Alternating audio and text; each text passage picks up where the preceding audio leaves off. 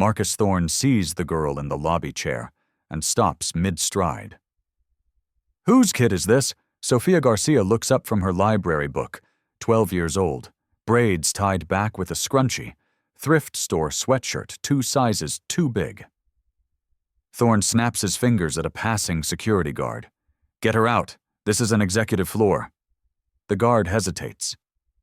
"Sir, she's just... I don't care." Thorne's voice rises. "Everyone in the lobby can hear now. Her mother's probably cleaning rooms upstairs. Tell her to keep her kid in the service areas where they belong." He brushes past Sofia. His shoulder knocks her backpack off the chair. Books spill across the terrazzo floor. He doesn't stop. "Don't look back. Just keep walking toward the elevator. 4 hours from now, that same man will be begging that same girl to save his job. Have you ever been invisible to someone until the moment they needed you? 2:15 p.m., 7 hours until Silva's decision deadline." Eleanor Vance sits in the executive conference room on the 42nd floor. Papers spread across the table.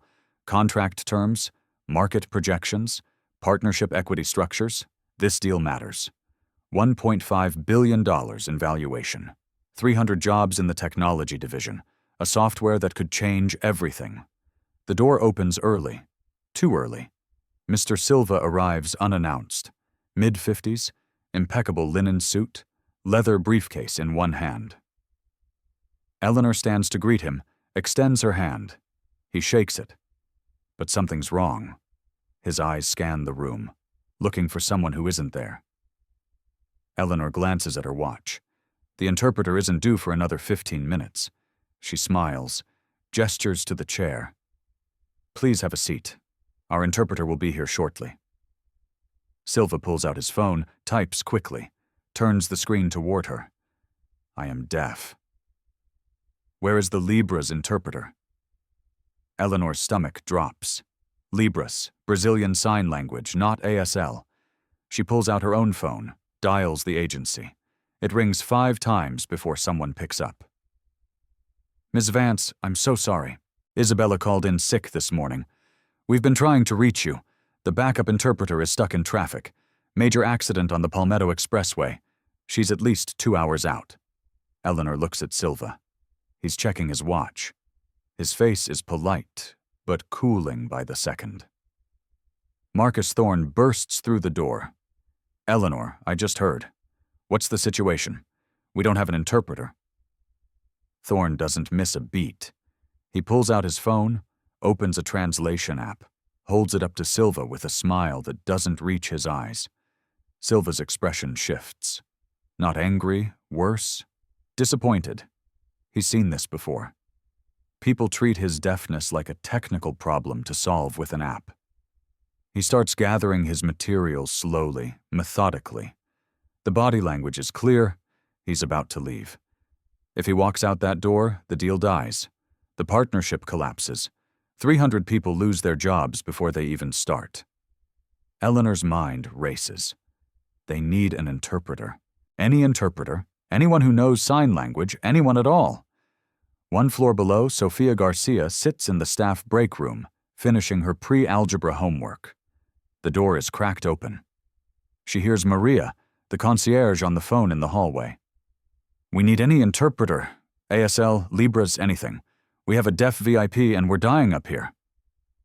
Sofia's pencil stops mid-equation. She knows sign language. She's been studying ASL for 4 months, ever since she watched that documentary on Brazilian deaf culture at the library. But she's 12. She was just kicked out of the executive area 2 hours ago. This is a billion-dollar business. Then she looks at her mother's work badge sitting on the table next to her backpack. Isabella Garcia, Facilities Management, 9 years. 9 years. Her mother has worked in this building for 9 years, cleaned every floor, scrubbed every bathroom, emptied every trash can, and no one knows her name. Sofia picks up the badge, turns it over in her hands. Then she stands up. Sofia stands outside the conference room door. Her heart hammers against her ribs. She can hear voices inside, tense, frustrated. She raises her hand, knocks softly at first. No response. She knocks again, harder this time. The door swings open. Thorn fills the doorway. His face is already annoyed before he even sees who it is. Then he sees her. "You've got to be kidding me." He turns his head back into the room. "Eleanor, can you please deal with Sophia? Doesn't let him finish. I can help. I know sign language." Thorn actually laughs. Not a friendly laugh. The kind that makes you feel small. "Sweetie, this is a billion-dollar negotiation. We need a professional, not a kid who learned some signs from a website." He starts to close the door. "Wait." Eleanor's voice cuts through.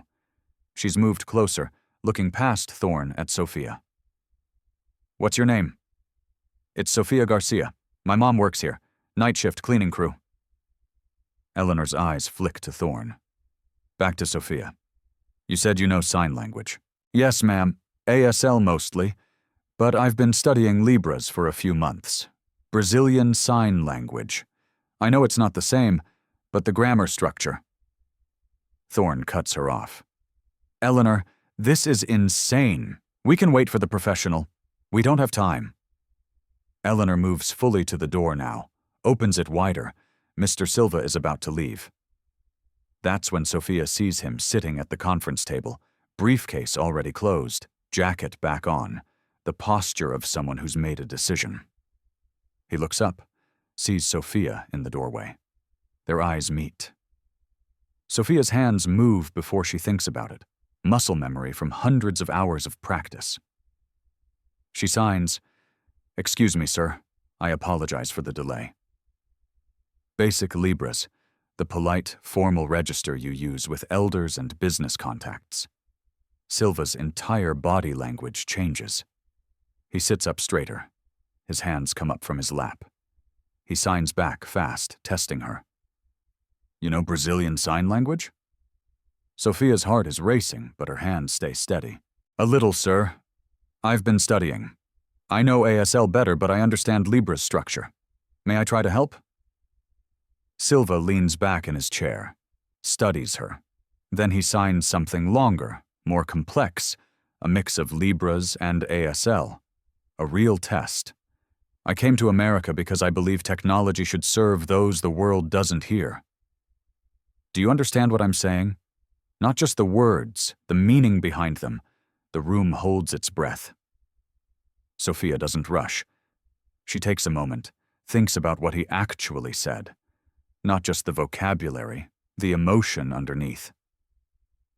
Then she signs back. Her hands move with careful intention. "You mean that being deaf made you invisible? Like people forgot you had important things to say? And now you built something so no one else has to feel that way." She drops her hands, speaks aloud for the room. He's asking if I understand that this technology isn't just about translation. It's about dignity. Silva's face transforms. The first genuine smile since he walked into this building. He signs yes. Exactly. Yes. Eleanor steps fully into the doorway beside Sophia. Her voice is calm, but there's steel underneath. "Sophia, that is your name, right? Would you be willing to help us? We'll compensate you for your time properly." "Of course." Thorn finally finds his voice again. "Eleanor, she's a child. This is completely unorthodox. We have liability issues, professional standards." "Marcus." Eleanor doesn't raise her voice.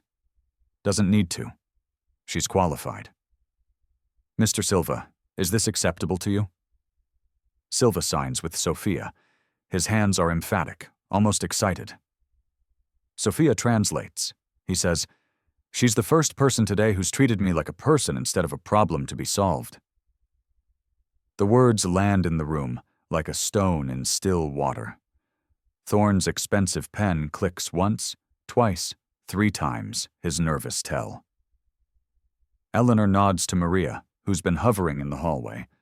"Get Sophia some water and something to eat. And we're going to be here a while." She looks at Sophia.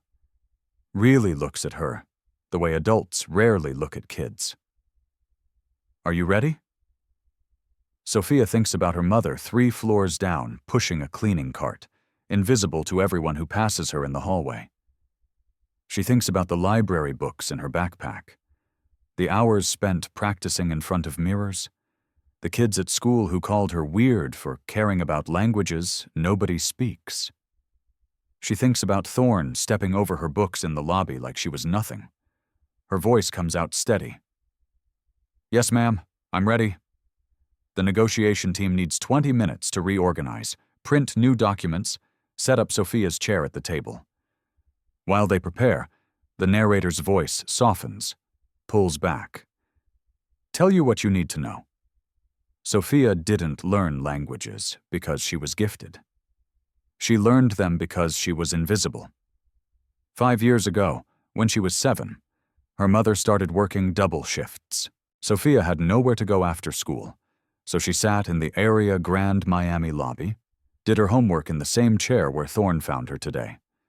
One evening, she watched a deaf couple trying to check in. The front desk clerk kept raising his voice, like volume would somehow help. The couple's faces showed everything: embarrassment, frustration, exhaustion.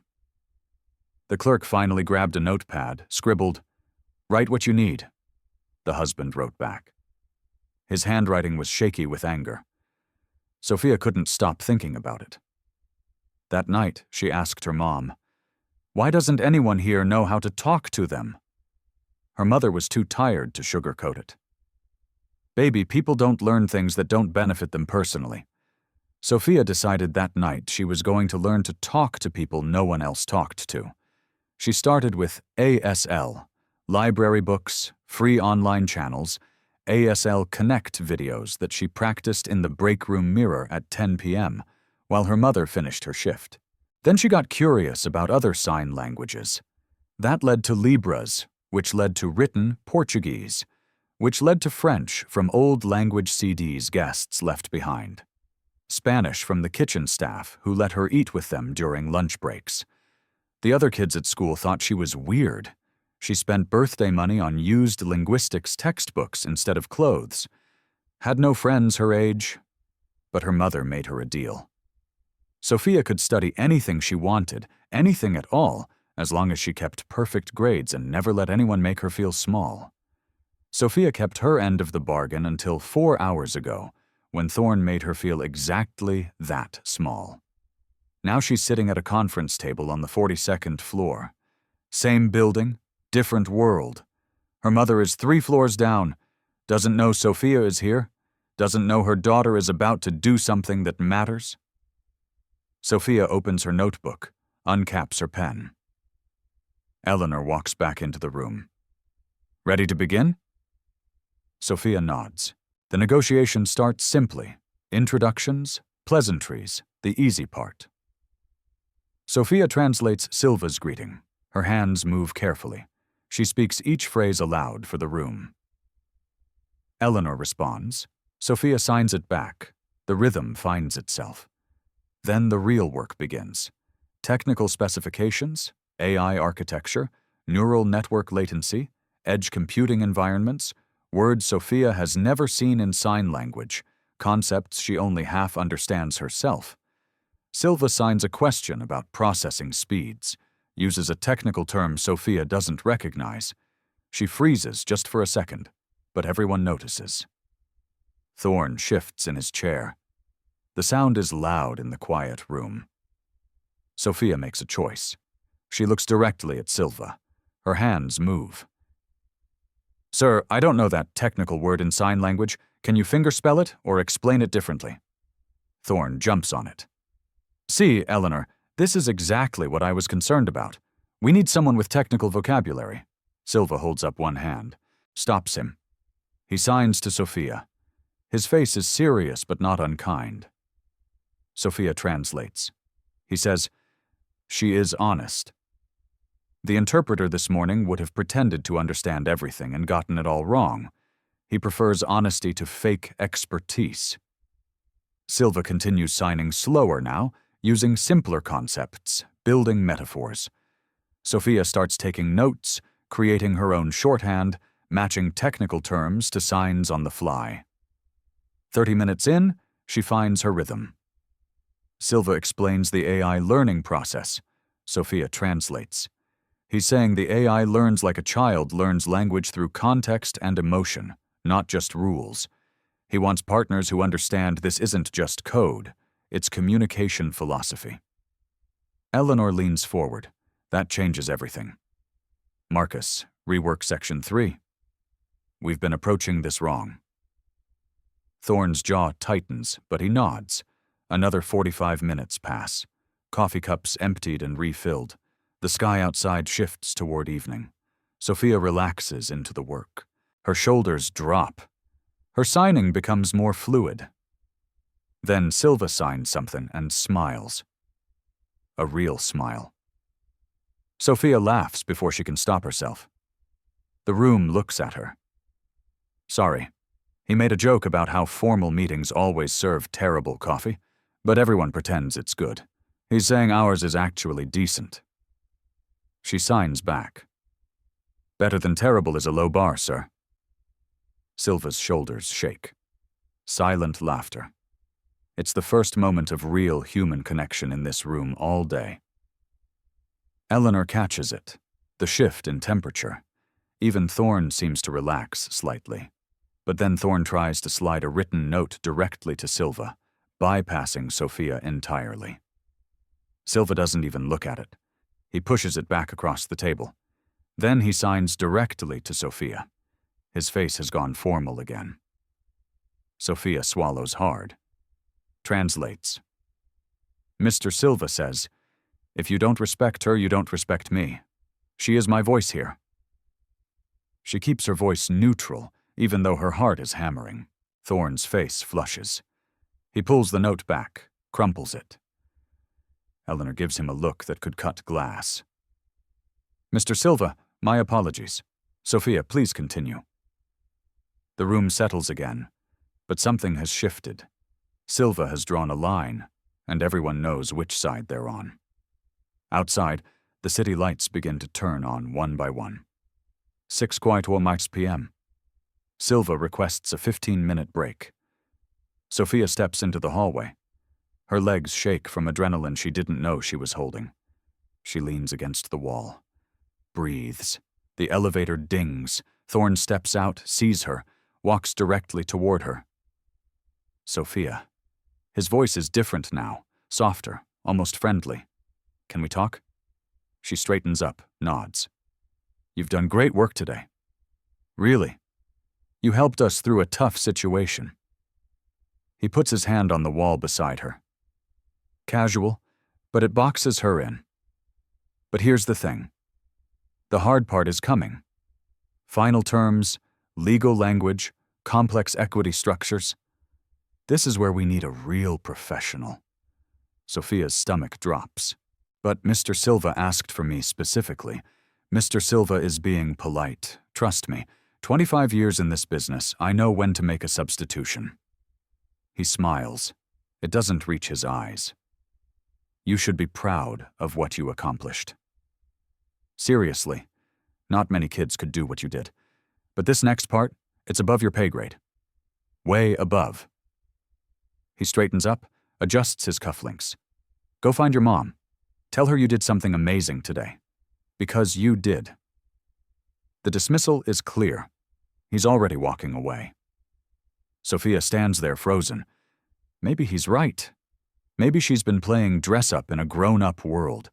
Maybe she's about to mess up and embarrass her mother. Embarrass herself. She looks at her reflection in the chrome elevator doors. 12 years old, thrift store sweatshirt, hair in simple braids. Just a kid pretending to matter. Sophia. Maria's voice. The concierge. She's been watching from her desk. Walk with me. Maria leads her to the window overlooking the city. Thousands of lights spread out to the horizon. See all those lights? Every single one is someone who was told they weren't good enough. You know the difference between them and people who change the world? Sophia shakes her head. The people who change the world show up anyway. Maria turns to face her. That man in there didn't choose you because you're convenient. He chose you because you see him. Don't let someone else's small thinking make you small. The break room door opens. Isabella steps out on her 10-minute break, sees her daughter in the executive hallway looking shaken. "Baby, what's wrong?" Sophia's voice cracks. "Mama, they need me in there, but I don't know if I'm good enough." Isabella grabs her daughter's face in both hands, firm but gentle. "Listen to me. You've been good enough since the day you were born. Has that man in there asked you to leave?" "No. Mr. Silva wants me to stay." "Then you stay." Isabella's voice is steel wrapped in velvet. "And you show them what I already know, that my daughter doesn't need permission to be brilliant." She kisses Sophia's forehead. "Now go back in there and do what you do." Sophia nods, wipes her eyes, straightens her sweatshirt. She walks back to the conference room. Her posture is different now, shoulders back. Eleanor sees the change, glances past Sophia to the hallway, sees Isabella standing there. Makes a mental note. Silva looks up when Sophia enters. Signs. "You came back. Good. We are not finished." Sophia's hands are steady when she signs back. "I'm ready, sir. Let's finish this." Thorne watches from his seat. His jaw is tight. He pulls out his phone under the table, types a message someone will read later. But right now in this room, Sophia matters more than his opinion. And everyone knows it. The negotiation resumes. Now it's about money. Real money. Equity split. Partnership percentages. Control clauses. Who gets final say on product decisions? The stakes are naked now. No more polite small talk. Silva signs his position. Sophia translates. He wants 50-50. Equal partners. Equal voice. Thorne doesn't hesitate. That's not standard. We're bringing infrastructure, market access, and capital investment. 70-30 is fair. It reflects actual value contribution. Sophia signs it to Silva. Watches his face change. His hands move shorter now, more formal. The warmth from earlier is gone. Sophia translates. He says, "Standard for who? For people who think my technology is worth less because they can't hear their condescension." The room goes quiet. Eleanor shifts in her seat. "Mr. Silva, let me clarify our position." But Silva is still signing. His hands are sharp, precise. Sophia hesitates just for a second. Then she makes a choice. "Ms. Vance, may I say something? Not as a translator, as someone who's been in this room all day." Thorne's head snaps up. That's completely inappropriate. Eleanor raises her hand, silences him. "Go ahead, Sophia." Sophia takes a breath. "Mr. Silva built this AI because people didn't listen to him, because being deaf made him invisible to people who should have known better." She looks directly at Eleanor, not at Thorne. "If this partnership starts with us not listening, not treating him as an equal, we're already telling him exactly who we are." The words hang in the air. His technology isn't the only valuable thing here. His vision is. And visions don't have a price. They have partners, or they have buyers. Sophia's voice is steady now, clear. "Which one do you want to be?" Thorne's face goes red. This is completely out of line. "Eleanor, she's editorializing. She's Marcus." Eleanor's voice could freeze fire. "Stop talking." She looks at Sophia for a long moment, then at Silva. "You're absolutely right, both of you." She closes her folder, pushes it aside. "Mr. Silva, I apologize. 50-50, equal partners, and I'd like your input on who serves as project director." Silva's hands move, questioning, making sure he understood. Sophia translates his signs. "He's asking if you mean it." "I mean it. Eleanor doesn't break eye contact. This partnership should have started with respect. I'm grateful Sophia reminded me of that." Silva signs something else longer. His face has softened. Sophia's voice catches slightly as she translates. He says, "At 12 years old, you understand what many adults never learn. That respect is the first word of every language. He signs directly to Eleanor. Now Sophia translates. He accepts your terms, not because of the percentage, because of the young woman who translated not just his words, but his heart. Eleanor nods. Then we have a deal. She extends her hand across the table.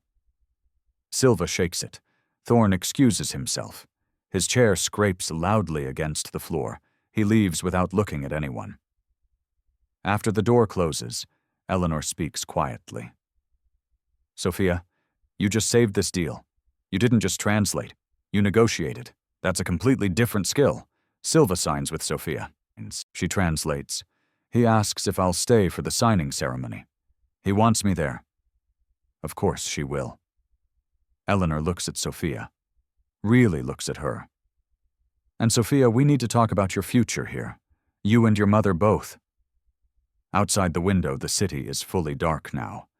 But inside this room, something has shifted. Something that won't shift back. Eleanor asks Sophia to step into the adjacent office 20 minutes before the signing ceremony. The door closes, just the two of them. Sophia, can I tell you something? Eleanor sits on the edge of the desk, not behind it, beside Sophia. I started at this company 30 years ago. Front desk, night shift. People looked through me like I was furniture. Sophia listens. I saw how Thorne spoke to you today. In the lobby, in the hallway during the break. Eleanor's voice is quiet. I saw it because I remember that feeling. And I saw you decide not to shrink. She pauses, chooses her next words carefully. What you did in that room, reading not just language but human needs, that's not just intelligence, that's wisdom, and it's rare. Sophia doesn't know what to say, so she says nothing. Eleanor opens her laptop, pulls up a document already prepared. I'd like to hire you as a consultant for this project. Real contract, real pay, $200 per hour for any interpretation or consultation work. Sophia's eyes go wide. But more than that. Eleanor clicks to another document. Full scholarship, private school if you want it, or we save it for university. Your choice, $5 million guaranteed. Sophia's voice comes out small. Ms. Vance, I don't. My mom, your mother raised someone extraordinary. I'm going to tell her that myself. Eleanor pulls open a desk drawer, takes out a leather business card holder, opens it. Inside are fresh business cards, cream-colored, elegant font. Sophia Garcia, Language and Accessibility Consultant, Aria Hospitality Group. She hands one to Sophia. I had these made during your break. I had a feeling about you. Sophia holds the card like it might dissolve. Her name on a business card. The first time her name has been on anything professional. Her hands shake slightly. Why me? The question comes out barely above a whisper. You could hire professional consultants, people with degrees, experience. Eleanor smiles. Because you didn't learn this from a textbook. You learned it from being invisible and deciding to matter anyway. That's the expertise I need. She slides a contract across the desk. Multiple pages. Official letterhead. Take this home. Have your mother read every word. If you both agree, sign it. You have leverage now, Sophia. Use it wisely. Eleanor stands, straightens her jacket. And remember something. You didn't get here by being perfect. You got here by being honest about what you knew and what you didn't. Never lose that. Sophia tucks the business card into her pocket, picks up the contract with both hands. Thank you. Her voice is stronger now. For seeing me. No. Eleanor opens the door. Thank you for making sure I couldn't look away. They walk back to the conference room together. Silva looks up when they enter. Signs to Sophia. Everything okay? Sophia signs back. Her hands are steady. Confident. Everything is perfect, sir. And for the first time in her 12 years, she believes it. The conference room has been transformed. Catering arrived while Sophia was in the office with Eleanor. Small celebration set up. Champagne for the adults, sparkling cider for Sophia.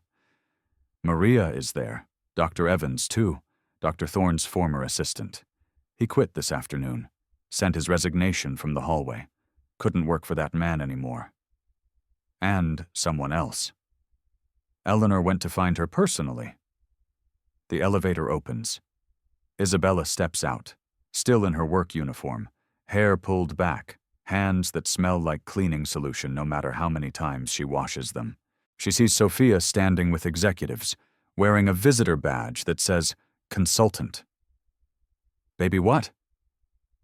Sophia crosses the room, takes her mother's hands. Mama, I helped with the deal. Mr. Silva, the investor, he's deaf, and I translated for him. And Ms. Vance says. Eleanor steps forward, extends her hand to Isabella. Ms. Garcia, your daughter single-handedly saved $1 billion partnership today. She translated not just language, but human dignity. Eleanor's voice is sincere, and she learned that from someone. I'm guessing that was you. Isabella looks at her daughter, then at Eleanor, then back at Sophia. 9 years of double shifts, 9 years of being invisible, 9 years of sacrificing so her daughter could sit in libraries instead of empty apartments. All of it at this moment is worth it. Thank you for seeing her. Isabella's voice is professional, dignified. Not everyone does. I'm sorry it took a crisis for me to look. Eleanor means it. That's changing. Silva approaches with a small, wrapped box, places it in Sophia's hands. He signs, Open. Sophia unwraps it carefully. Inside is a silver pin, delicate, beautiful. A Brazilian symbol is engraved on it. Silva signs. Sophia translates aloud, her voice thick. In Portuguese, this symbol means ponte entre mundos, bridge between worlds. You are this for me today. For many people in your life, this is who you are. Sophia's hands shake as she signs back. Thank you for letting me matter. Silva's response is immediate. You always mattered. Today, you just proved it to people who weren't paying attention. Isabella pins it to her daughter's sweatshirt, right over her heart. Eleanor raises her glass. To Sophia, and to remember that extraordinary people are everywhere. We just have to be willing to see them. They all raise their glasses, even Sophia with her sparkling cider. Maria snaps a photo.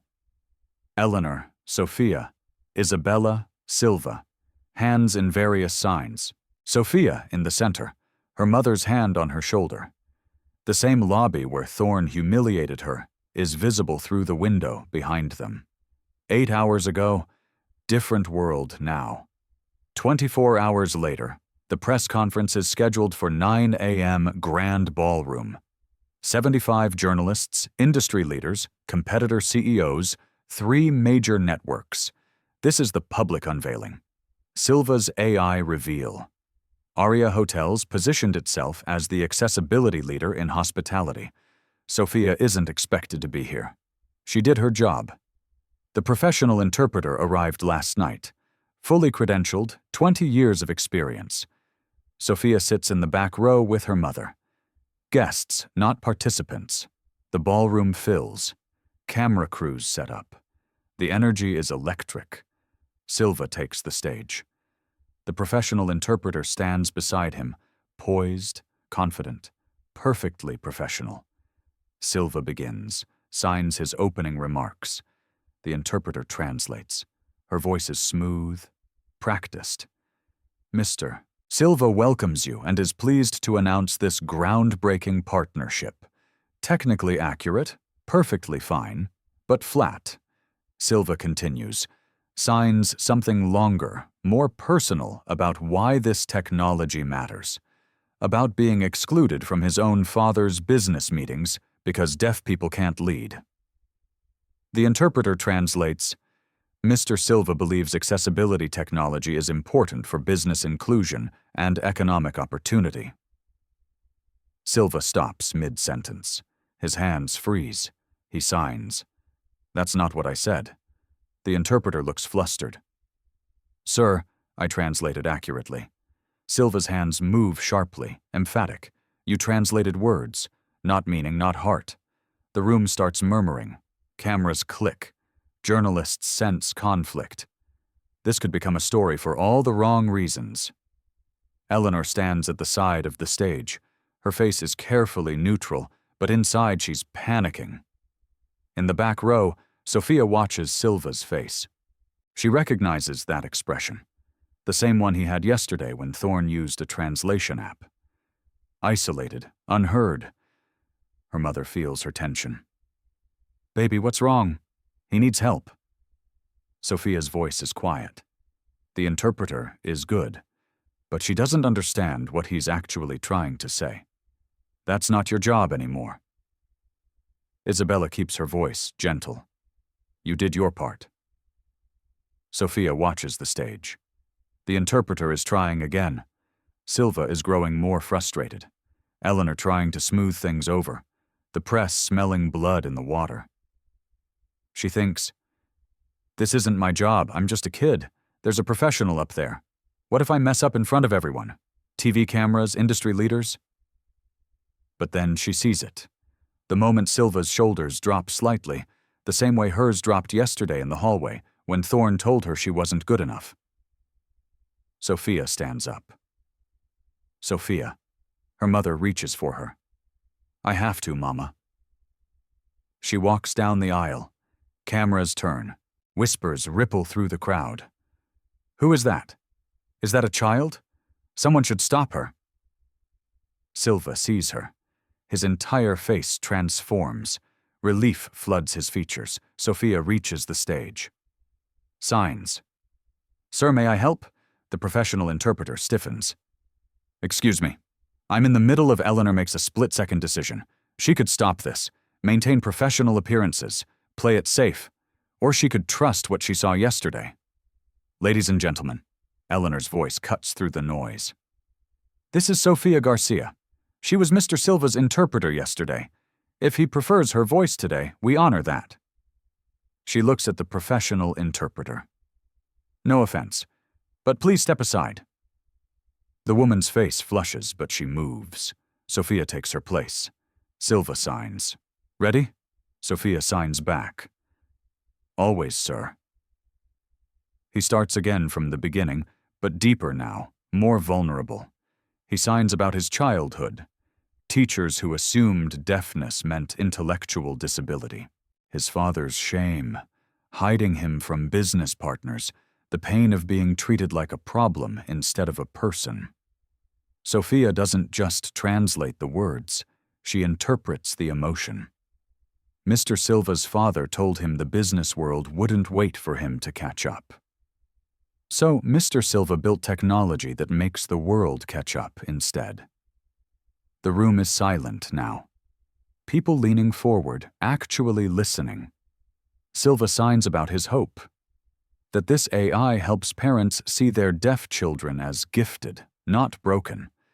That it creates space for people who've been shut out. Sophia's voice carries his passion. He's not building this for deaf people. He's building it to show hearing people what they've been missing. She signs his words, but adds context, adds heart, the way she did yesterday. A journalist raises her hand. Mr. Silva, critics say AI can't replace human interpreters, that it removes the personal connection deaf people need. What's your response? Silva signs a complex answer about the 90% of moments when no interpreter is available, the job interview, the doctor's appointment, the parent-teacher conference. Sophia translates, then adds something that Silva signed, but the literal words wouldn't capture. He's saying deaf people shouldn't have to choose between being heard and being present in their own lives. This gives them both. She turns to Silva. Signs? Did I get that right? He signs back, smiling. You got my heart right. That's more important. Then another hand rises. Sophia's stomach drops. Thorne. He's in the audience. Wasn't supposed to be here, but he showed up anyway. Mr. Silva. His voice carries across the room. As someone with 25 years of experience in this industry, I have to ask, don't you think using a 12-year-old as your primary interpreter sends the wrong message about the professionalism of this partnership? The room goes dead silent. Every camera swings between Thorne and Sophia. Silva's hands move, deliberate, slow, looking directly at Thorne. Sophia translates. Her voice is steady. Mr. Silva says, "Professionalism isn't measured by age or credentials. It's measured by whether you see people as humans first." Silva continues signing. Sophia continues translating. He says, "Yesterday, a 12-year-old treated me with more professionalism than multiple adults with decades of experience. She saw me as a person, not a problem, not an inconvenience. A person. One more sign." Sophia makes sure she gets every word exactly, and if that bothers you, the problem isn't her age. It's your understanding of respect. The room erupts. Applause. Spontaneous. Building. Eleanor starts it. Industry leaders follow. Press joins in. Thorne sits down. His face is red, exposed. The applause continues. People are standing now. A standing ovation for Silva, for the partnership, for the message, and yes, for Sophia. She stands there, 12 years old. Thrift store sweatshirt, silver pin over her heart, overwhelmed. Tears stream down her face. Silva signs, "You are a bridge, never forget." Eleanor walks onto the stage, hugs Sophia. Maternal, genuine whispers in her ear, "You just changed how this entire industry thinks about accessibility." That evening, the video hit 5 million views. By morning, 50 million. Comments flood in. I cried. This is what leadership looks like. Where can I learn sign language? That man got destroyed by a 12-year-old and he deserved it. Sofia Garcia becomes the face of something bigger than one deal. She becomes proof that extraordinary people are everywhere. We just have to be willing to see them. The video goes viral overnight, not just in business circles, everywhere, headline after headline. 12-year-old interpreter becomes face of accessibility revolution. Cleaner's daughter bridges billion-dollar deal. How one girl taught corporate America to listen. Social media explodes. The hashtag trends. Or Sophia the Bridge. TikTok videos of people learning ASL because of Sophia. Educators sharing her story in classrooms. Deaf community members celebrating and critiquing in equal measure. Some celebrate her brilliance. Others fixate on Cleaner's daughter. The inspiration narrative. The feel-good angle. Sophia navigates it all. 12 years old. Suddenly, everywhere. 1 week after the press conference, she sits on a morning talk show. Her mother is beside her. Both are nervous. The host leans forward. A warm smile. Practiced empathy. "Sophia, you've become an overnight sensation. How does it feel?" Sophia chooses her words carefully. It feels like people are finally paying attention to something that was always there. Deaf people have always deserved to be heard. My mom has always deserved respect. I just happened to be in the right place with the right skills. She shifts in her seat. But I want people to know I'm not special because I learned languages. I'm lucky because I had time to learn. My mom worked 2 jobs so I could sit in libraries. That's the real story. The camera loves her. Calm, thoughtful, wise beyond her years. But it's what happens next that changes everything. 3 weeks after the deal, Aria Hotels makes an announcement. Eleanor promotes Isabella Garcia to Director of Staff Development. First ever role. Salary jumps from $34,000 to $95,000. Office on the executive floor. Isabella's new job. Identifying hidden talents in hourly staff. Creating education partnerships. Restructuring how the hotel invests in its employees. When a reporter asks Isabella how it feels, she doesn't cry, doesn't perform gratitude. She looks directly into the camera. My daughter taught me that being invisible isn't our fault. But staying invisible after we know better, that's a choice. And Aria Hotels chose differently. Her nameplate goes up on the office door. Isabella Garcia, Director of Staff Development, Leadership Team. Same floor where Sophia was dismissed. Different world. The partnership's first impact comes fast. Launch event. 3 weeks post-deal. Aria Flagship Hotel. Accessible technology showcase. Silva's AI is installed in every public space. Lobby screens, elevators, concierge desks, real-time ASL interpretation. Seamless. Dignified. A deaf guest checks in. The system translates her signing instantly. The front desk responds. The system translates back. No frustration, no notepad, no raised voices. Just communication, human to human. Silva watches from the side, signs to Sophia, who's become his preferred voice for public events. She translates, "Technology should never replace humanity. It should reveal the humanity we've been missing." Then Eleanor takes the podium. Today, Aria Hotels and Silva Technologies are launching the Bridge Builders Scholarship, $10 million for students from service industry families pursuing linguistics, technology, or accessibility studies. The room applauds, but Eleanor isn't finished. Our first recipient. She pauses, smiles. Sophia Garcia, $250,000 for education through PhD if she wants it. Sophia's hand covers her mouth. She didn't know. Eleanor kept it a secret. But Eleanor continues. And 10 additional recipients, children of housekeepers, maintenance workers, kitchen staff, all with hidden talents now supported. She reads the names one by one. Their parents stand, shocked, crying. Sophia signs to Silva. "This is bigger than me." He signs back, "Because you made it bigger. You showed them one story. Now we're writing thousands." The symbolic ritual comes next. Silva designed it. A tradition. Anyone who bridges understanding receives the silver pin, the same symbol he gave Sophia.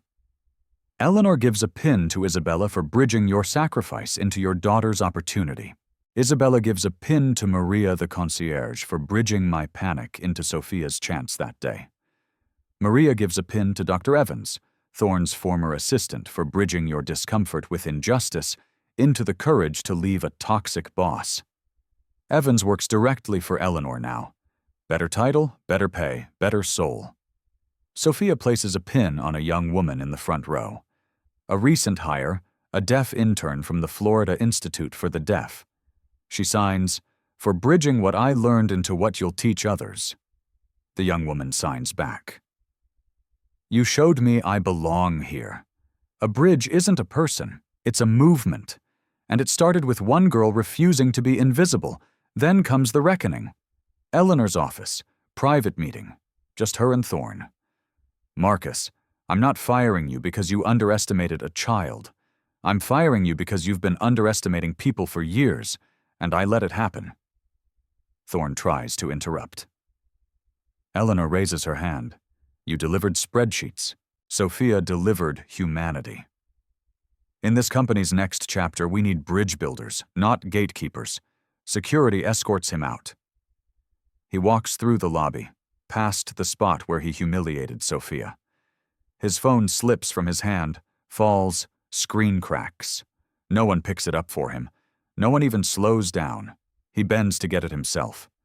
For the first time in his career, Marcus Thorne knows what invisible feels like.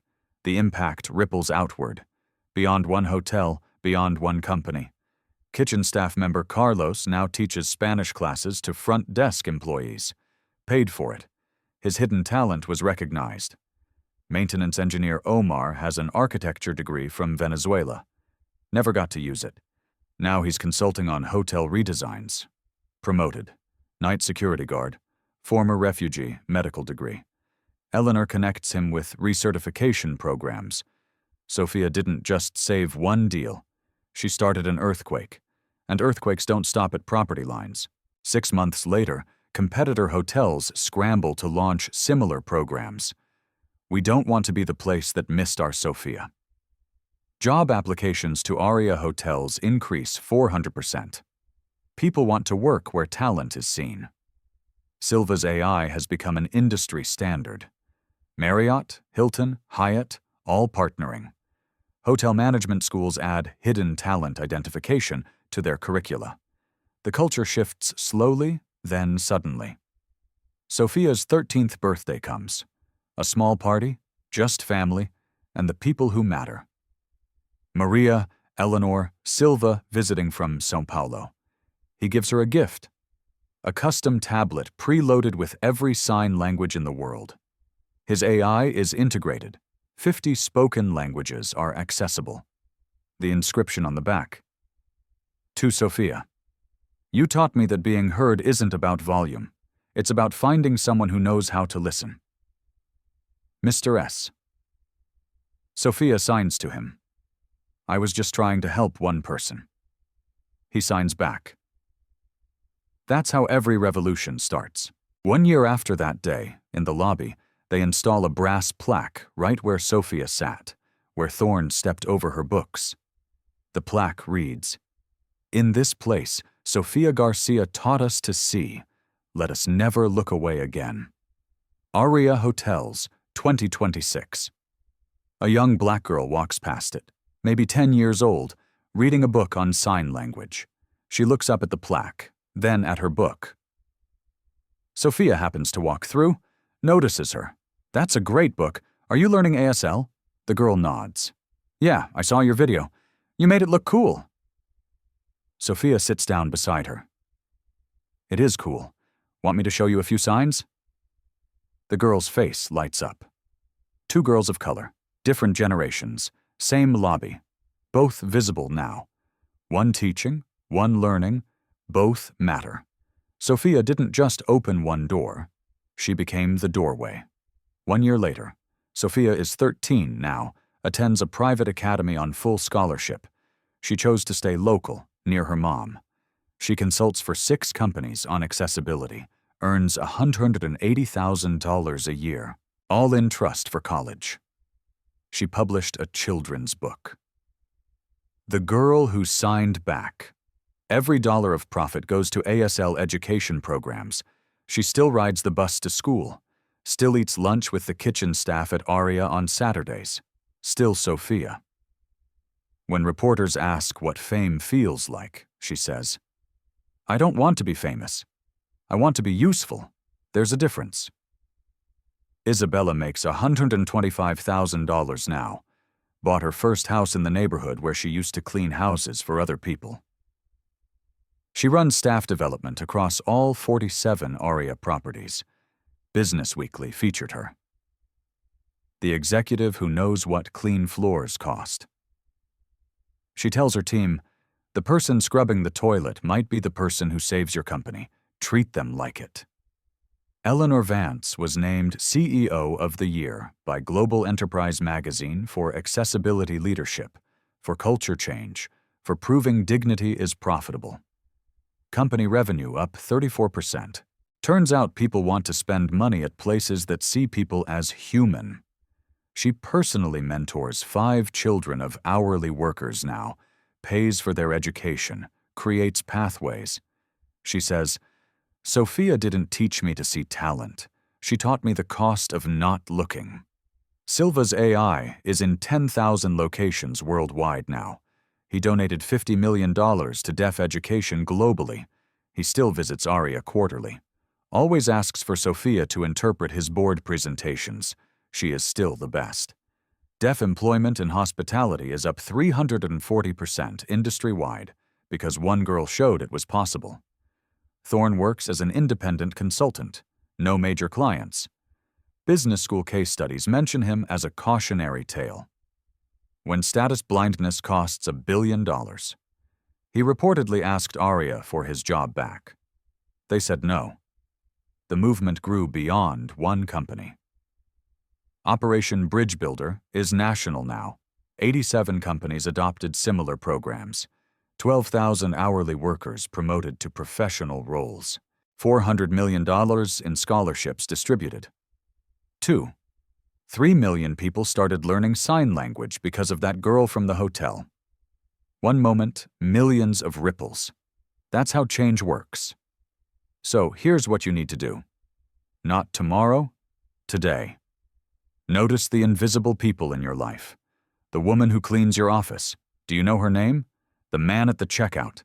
Did you make eye contact? The teenager bagging groceries? Did you see the textbook in his bag? They are not the background of your story. You are not the main character of theirs. Sophia was invisible until someone needed her. But she shouldn't have had to save $1 billion deal to be seen. Neither should anyone else. Here's your homework. This week, one person you normally walk past. Stop, learn their name, ask one real question. What are you studying? What do you wish people knew about you? What's something you're proud of? Post their answer in the comments. Every single one will be read. The best ones will be featured. Because here's the truth. Your Sophia might be serving your coffee, or delivering your packages, or cleaning your floors, and you'll never know unless you look. Challenge. Learn 3 signs in ASL this week. Just 3. Hello? Thank you. I see you. Then use them with a deaf person. Watch what happens. Tag someone who needs to hear this story. Like if Sophia made you cry. Subscribe if you believe hidden talent deserves to be found. Share this if you've ever been underestimated. Then be the person who estimates differently.